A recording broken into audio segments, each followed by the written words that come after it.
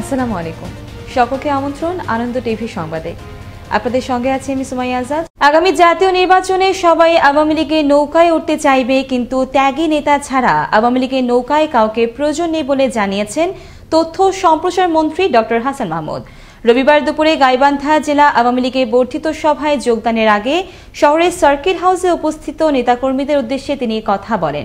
এ সময় তথ্যমন্ত্রী প্রত্যেককে স্ব অবস্থান থেকে আরও দায়িত্বশীল ভূমিকা রেখে দলকে আরও এগিয়ে নেওয়ার আহ্বান জানান। সবাই আওয়ামী লীগের নৌকায় উঠতে চায়। আমি নেতাকর্মীদের অনুরোধ জানাবো, সবাইকে আওয়ামী লীগের নৌকায় দরকার নাই। যারা ভিন্ন দল করেছে অতীতে, পিঠ বাঁচানোর জন্য আওয়ামী লীগে আসতে চায়, তাদের আওয়ামী লীগের দরকার নাই। এদিকে দ্বাদশ জাতীয় সংসদ নির্বাচন প্রক্রিয়ায় বাংলাদেশ সরকার চাইলে জাতিসংঘ সহযোগিতা করবে বলে জানিয়েছেন ঢাকায় নিযুক্ত জাতিসংঘের আবাসিক প্রতিনিধি মিয়া সেপ্পো। রবিবার রাজধানী ফরেন সার্ভিস একাডেমিতে ডিপ্লোম্যাটিক করেসপন্ডেন্টস অ্যাসোসিয়েশন বাংলাদেশ আয়োজিত ডিকাপ টক অনুষ্ঠানে অংশ নিয়ে তিনি কথা বলেন। এ সময় জাতিসংঘ কোনো দেশে নির্বাচনী প্রক্রিয়ায় হস্তক্ষেপ করে না বলেও মন্তব্য করেন তিনি। শিক্ষা প্রতিষ্ঠান খোলার পর থেকে শিক্ষার্থীরা স্বাস্থ্যবিধি মানলেও অধিকাংশ জায়গায় অভিভাবকরা সেটা মানছেন না বলেও মন্তব্য করেছেন শিক্ষামন্ত্রী ডক্টর দীপুমণি। রবিবার যাত্রাবাড়ির এক বিদ্যালয় পরিদর্শনকালে তিনি মন্তব্য করেন। এ সময় অভিভাবকদের আরও সচেতন হওয়ার আহ্বান জানান শিক্ষামন্ত্রী।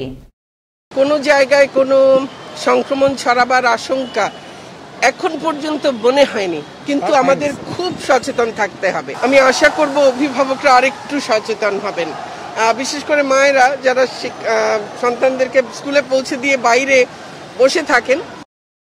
দুর্নীতির মামলায় বরখাস্ত কারা উপমহাপরিদর্শক পার্থ গোপাল বণিককে জামিন নাকচ করে তাকে কারাগারে পাঠিয়েছেন ঢাকার জজ আদালত। হাইকোর্টের নির্দেশে পার্থ গোপাল বণিক রবিবার ঢাকার ৪ নম্বর বিশেষ জজ আদালতে আত্মসমর্পণ করে জামিন আবেদন করেন। শুনানি শেষে বিচারক শেখ নাজমুল আলম জামিন আবেদন নাকচ করে তাকে কারাগারে পাঠানোর আদেশ দেন বলে জানান দুদকের আইনজীবী মাহমুদ হোসেন জাহাঙ্গীর। প্রবাসী স্ত্রীর অর্থে বিত্তবান বরিশালের সজল হাওলাদার জাল স্বাক্ষরের মাধ্যমে তুলেছেন ব্যাংকে স্ত্রীর জমানো টাকা, করেছেন দ্বিতীয় বিয়ে। মাসে মাসে লক্ষাধিক টাকা পাঠানো সেই স্ত্রী এখন ক্যান্সারে আক্রান্ত। জীবন মৃত্যুর এমন সন্ধিক্ষণে স্বামী তো দূরের কথা, পাশে নেই কোনো আপনজন। বরিশাল থেকে কাজী আলামিনের প্রতিবেদনে থাকছে বিস্তারিত। সৌদি আরবে আল রাজি হাসপাতালে স্টাফ নার্স হিসাবে 17 বছর কর্মরত ছিলেন নমিতা রানী রায়, পটুয়াখালী বাউফলের নগেনচন্দ্র শীলের কন্যা। পারিবারিকভাবে বিবাহ হয় বরিশালের আগলঝাড়া জলিরপাড় গ্রামের নগেন্দ্রনাথ হালদারের পুত্র সজল হালদারের সাথে। চাকরির জীবনের সমস্ত উপার্জন স্বামীর হাতে দিয়েছেন কয়েক কোটি টাকা। সেই অর্থ দিয়ে গোপালগঞ্জ কোটালীপাড়ায় 3 তলা ক্লিনিক ভবন, 2টি ওষুধের ফার্মেসি সহ নিজের নামে গড়েছেন অডেল সম্পত্তি। কিন্তু স্ত্রীর ক্যান্সারের আক্রান্তের কথা শুনে পাশে নেই স্বামী। আমি 17 বছর সৌদিতে ছিলাম সরকারিভাবে। আমি বেতন পাইতাম 1,25,000 সবই আমার স্বামীর। এখন এসে আমার ট্রিটমেন্ট ঠিক মতো হয়। দুঃসময়ে পাশে না থাকলেও স্ত্রী রোজগারের টাকায় স্বাবলম্বী হওয়ার কথা স্বীকার করেছেন সজল হালদার। সে তো বয়স্ক ছিল, আমার তো অনেক সিনিয়র। আমি বিয়ে করছি, সে আমাকে ওই চাকরি দেখে তো বিয়ে করছি। সে চাকরি করি, আমি তো বেকার। সে আমি ভালো থাকবো, ভালো খাবো, সেও ভালো আমার রাখবে। সে আমরা দুজন দেখে শুনে বিয়ে। কোনো ধরনের সহযোগিতার হাত না বাড়িয়ে প্রবাসীর স্ত্রীর অর্থে গড়া সম্পত্তি হালাল করতে সজলের পক্ষে ছাপাই গাইলেন তার স্বজনরা। না, সন্তুষ্ট না হইলেও কিন্তু সময় তো দেবেন, এর তো এদিকে রক্ষা করতে হয়। না, এটা ঠিক হয় নাই। না, দেখা লাগতো। পাশে হয়তো বা যাইতে পারে না ব্যস্ততার কারণে, কিন্তু সে যদি ফোনে যোগাযোগ না রাখে, সেটা বলেন যে ফোনে যোগাযোগ রাখে না।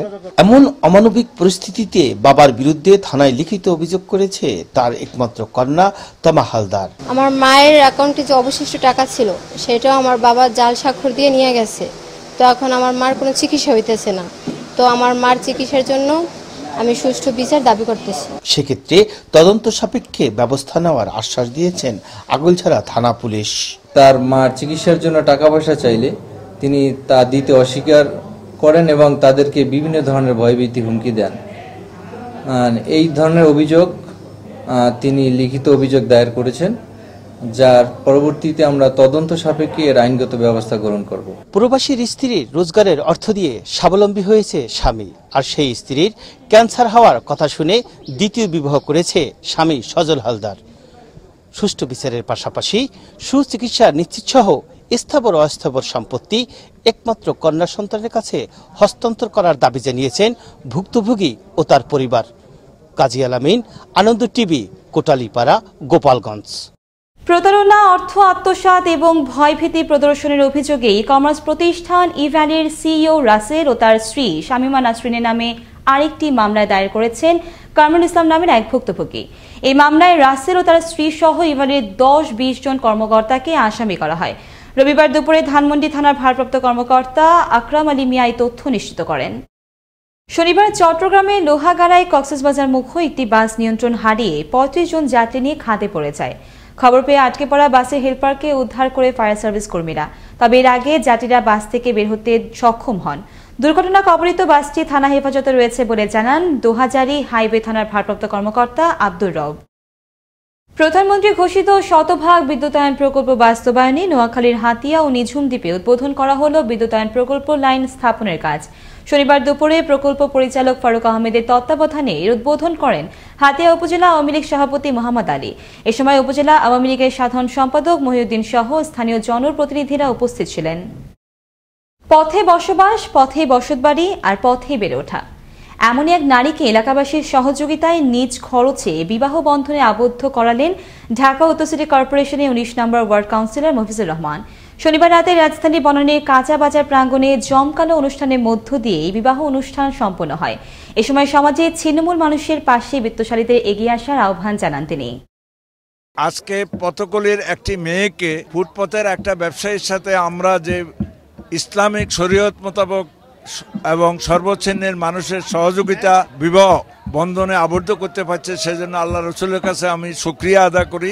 আরও কেউ যদি এইভাবে তাদের অর্থের অভাবে তারা বিয়ে দিতে যদি অক্ষমতা প্রকাশ করে, ইনশাল্লাহ আমরা আশা করি আমাদের এই কর্মকাণ্ড অব্যাহত থাকবে।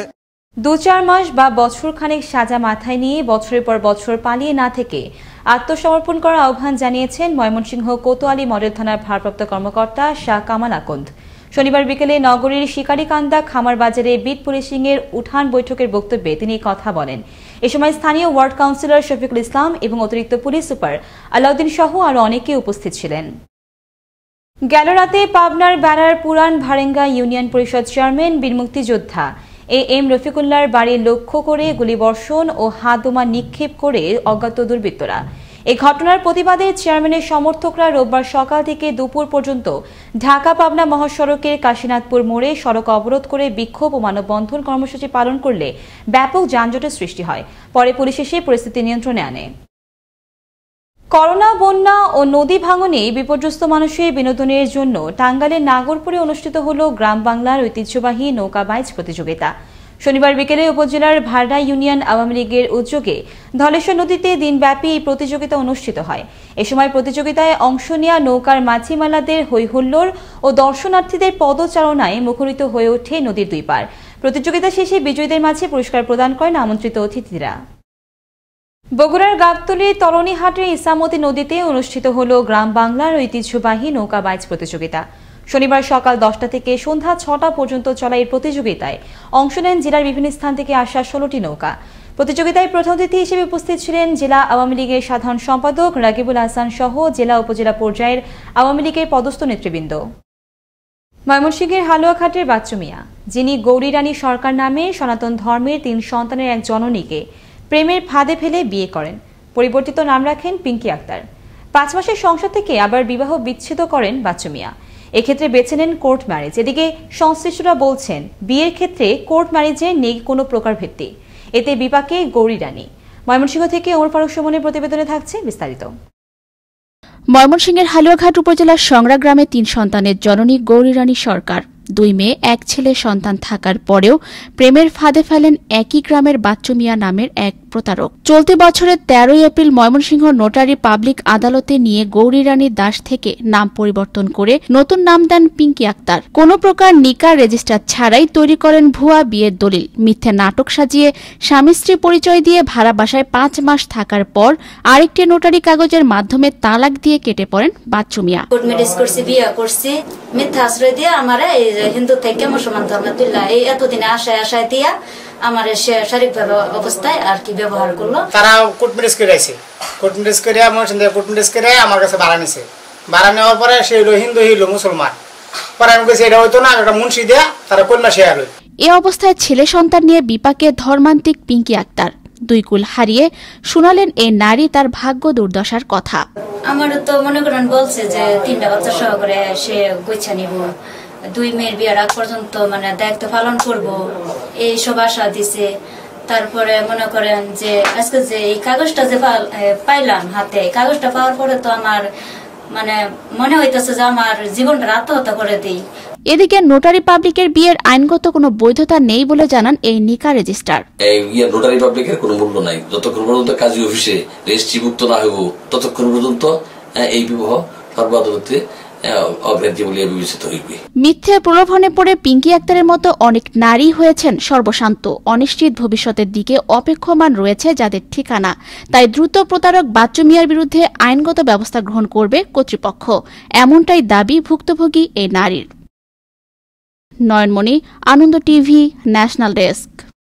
শনিবার বিকেলে কক্সবাজারের টেকনাফের ঢালারমুখ এলাকায় অভিযান চালিয়ে হামিদ হোসাইন নামের এক মাদক কারবারিকে আটক করে র্যাব। এ সময় তার কাছ থেকে উদ্ধার করা হয় 2টি 1 নলা লম্বা বন্দুক, 2 রাউন্ড কার্তুজ ও 20,000 পিস ইয়াবা। আটক মাদক ব্যবসায়ীকে অস্ত্র ও মাদক আইনে মামলা দিয়ে টেকনাফ থানায় হস্তান্তর করা হয়। রবিবার দুপুরে এক প্রেস বিজ্ঞপ্তিতে এই তথ্য জানান র্যাব 15 সিনিয়র সহকারী পুলিশ সুপার আব্দুল্লাহ মোহাম্মদ শেখ সাদি।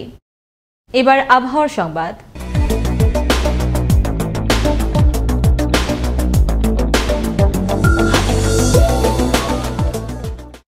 রবিবার সকাল 9টা থেকে পরবর্তী 24 ঘন্টার আবহাওয়ার পূর্বাভাসে বলা হয় ঢাকা, খুলনা, বরিশাল ও চট্টগ্রাম বিভাগের অনেক জায়গায় এবং রাজশাহী, রংপুর, ময়মনসিংহ ও সিলেট বিভাগের কিছু কিছু জায়গায় অস্থায়ীভাবে দমকা হাওয়া সহ হালকা থেকে মাঝারি ধরনের বৃষ্টি অথবা বজ্রসহ বৃষ্টি হতে পারে। সেই সঙ্গে দেশের কোথাও কোথাও মাঝারি ধরনের ভারী থেকে ভারী বর্ষণ হতে পারে। মৌসুমী বায়ু বাংলাদেশের ওপর মোটামুটি সক্রিয় এবং উত্তর বঙ্গোপসাগরে মাঝারি অবস্থায় রয়েছে বলেও বিজ্ঞপ্তিতে জানায় আবহাওয়া অফিস। পাশাপাশি দেশের অভ্যন্তরীণ নদী বন্দর সমূহকে 1 নম্বর সতর্ক সংকেত দেখাতে বলা হয়েছে। এই ছিল এখনকার মতো। আনন্দ টিভির সংবাদ দেখুন প্রতিদিন বিকেল 5:30 এবং রাত 9:30 আনন্দ টিভির সঙ্গে থাকার জন্য সকলকে ধন্যবাদ।